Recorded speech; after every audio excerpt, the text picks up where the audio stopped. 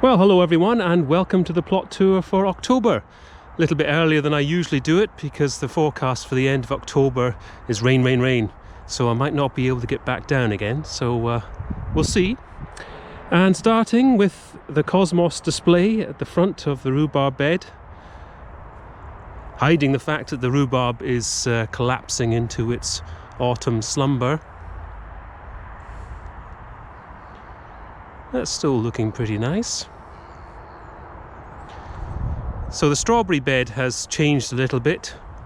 I have moved out the everbearers, the flamenco, at the front here and put in some Cambridge favourites that we had over by the raspberries. They've basically done a swap. The leeks are looking good. I say that as I probably find they're riddled with allium leaf miner when I pull them up. So the bean wigwams have disappeared. They are down and their residues are just going back into the soil's goodness. The berry bushes very much done. All having said that, you just look in at the buds that are appearing for next year, and they're starting good and early. Carrot bath, just providing us with carrots as and when we need them, plenty in there to keep us going. And the blueberries have got their autumn colour on. We have actually got some fruit on the Chilean Guava. I haven't been brave enough to try any yet. They're a little bit hard. So since last time I have planted up some troughs full of daffodils for next spring. I'll be dotting them around the plot.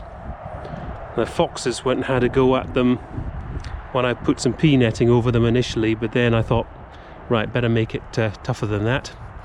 So this rose is still going. It's got some buds coming. We've planted up one of the potato pots with some lettuce. It's actually in some old ericaceous compost that I had a blueberry in for a while. Well, I got the dahlias going still, frequented by the bees occasionally. Courgettes aren't really going, I said they're pretending they are, with the occasional flower and rather pathetic looking fruit, but they just never make anything of themselves at this time of year.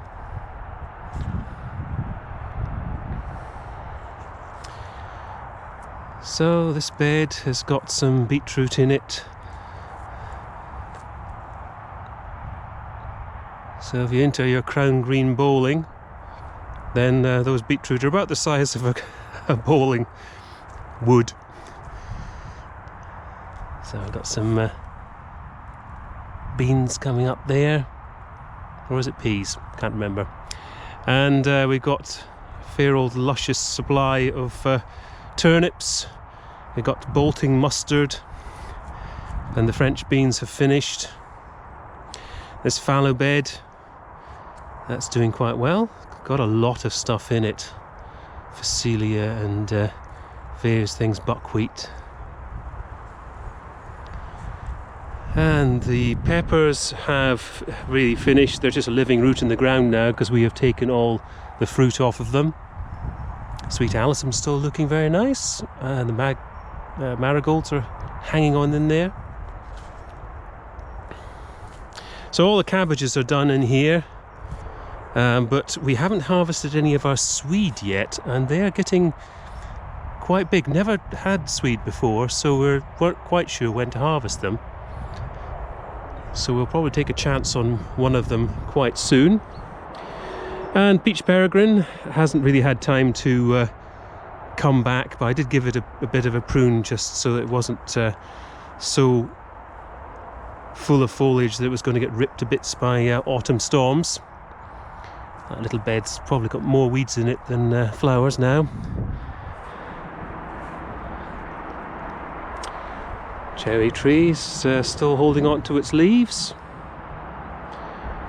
And speaking of which, the tomatoes are looking very nice. So there's no fruit left on these two here, but we just left them there because Well, we've still got some flowers coming. Tomatoes for Christmas. And there's another cosmos doing quite well.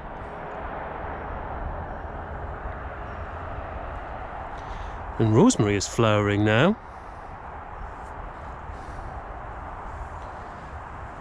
So time check, coming up to 12:15.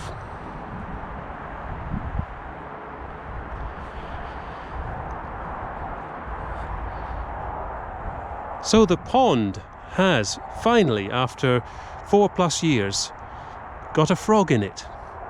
Haven't seen it today, but seen it several times. It's quite frit, probably because there's not a lot of cover. And I know from putting a nature camera up at the back of the pond that we do get a lot of birds visiting. So Amistad looking nice. We've actually got a very late gladioli here.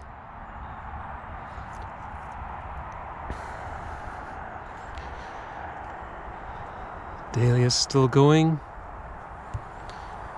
As is this little aster. So we haven't had a frost yet, which we are thoroughly taking advantage of. I've pruned the pluot.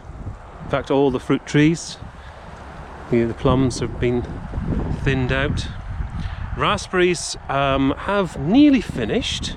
There are still some. I think I might just have a go after this video and see what I can pick. So these are the flamencos, the everbearers. We've popped them in here. We suspect that they didn't really like the sun. They're probably a closer relation to the original strawberry, the sort of woodland plant. So they prefer shade, hopefully. And we know the Cambridge favourite likes the sun. So hopefully they will equal up and give us both of them a nice crop. Parsnips, still looking like parsnips.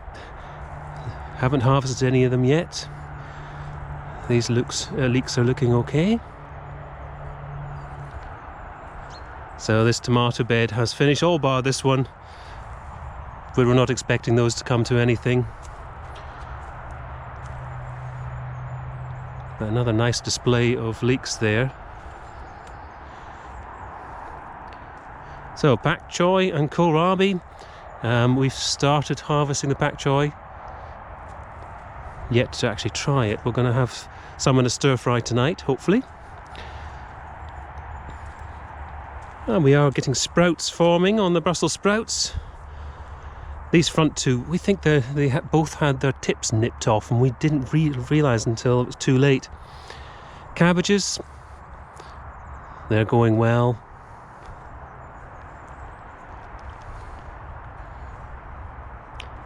So dahlia, this is American sun.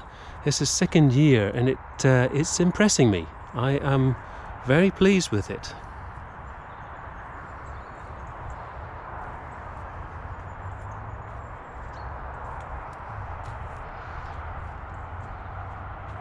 So all the fruit trees are set for winter.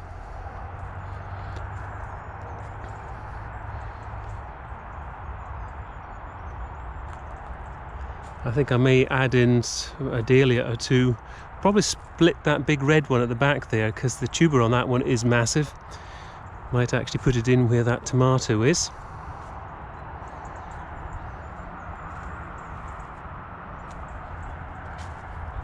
So I've put in some bulbs in here, just protected it with some netting.